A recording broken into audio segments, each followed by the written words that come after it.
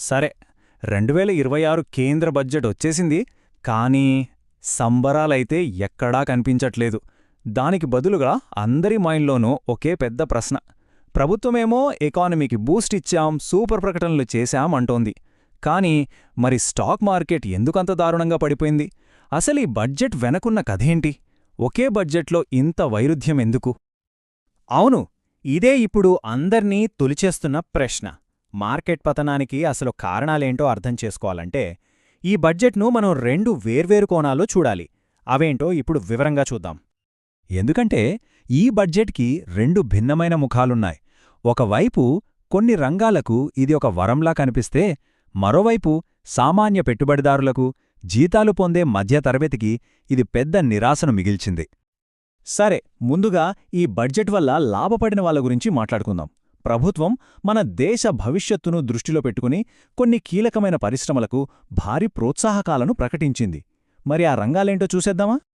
చూడండి, ప్రభుత్వం భవిష్యత్తును దృష్టిలో ఉంచుకొని కొన్ని పెద్ద అడుగులే వేసింది. ఉదాహరణకు, మన డిజిటల్ ఇండియాకు గుండెలాంటి డేటా సెంటర్లకు ఏకంగా 2047 వరకు పన్ను విరామమిచ్చారు. అదొక్కటే కాదు, బయోఫార్మా రీసెర్చ్ కోసం 10,000 కోట్లు, మెడికల్ టూరిజంను పెంచడానికి కొత్త హబ్స్, అలాగే చిన్న మధ్యతరహా పరిశ్రమల ఎదుగుదలకు మరో 10,000 కోట్ల గ్రోత్ ఫండ్, ఇవన్నీ కూడా దీర్ఘకాలిక ప్రయోజనాల కోసమే. ఇక ఎలక్ట్రానిక్స్ మ్యానుఫ్యాక్చరింగ్ రంగం గురించి ప్రత్యేకంగా చెప్పుకోవాలి. దాని వృద్ధిని మరింత వేగవంతం చేయడానికి ప్రభుత్వం ప్రోత్సాహక పథకాన్ని ఏకంగా 40,000 కోట్లకు పెంచింది. అంటే ఇది ఇంతకు ముందున్న మొత్తం కన్నా దాదాపు రెట్టింపన్నమాట.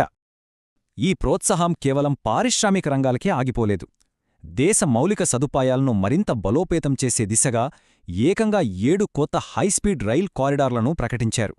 అంతేకాదు, మేక్ ఇన్ ఇండియాకు ఊతమిస్తూ విమాన భాగాలపై కస్టమ్స్ సుంకాన్ని రద్దు చేశారు.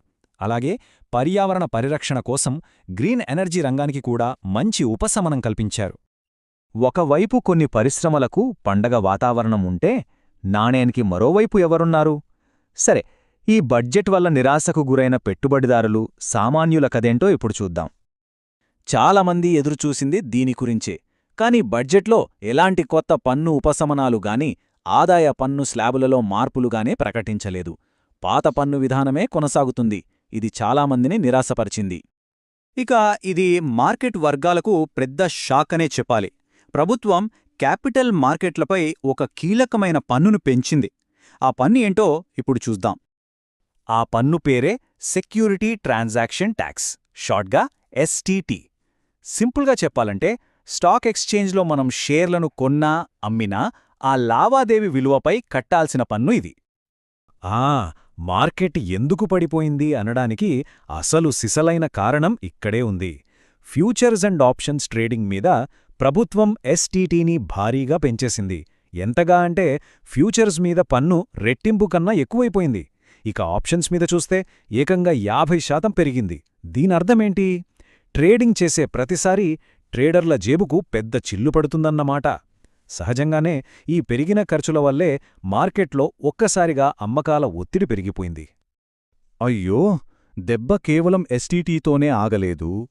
పెట్టుబడిదారుల రాబడిని తగ్గించే మరో 2 కీలక మార్పులు కూడా చేశారు. మొదటిది, ఇకపై డివిడెండ్ ఆదాయంపై పన్ను మినహాయింపులు క్లెయిమ్ చేయడం కష్టతరం చేశారు.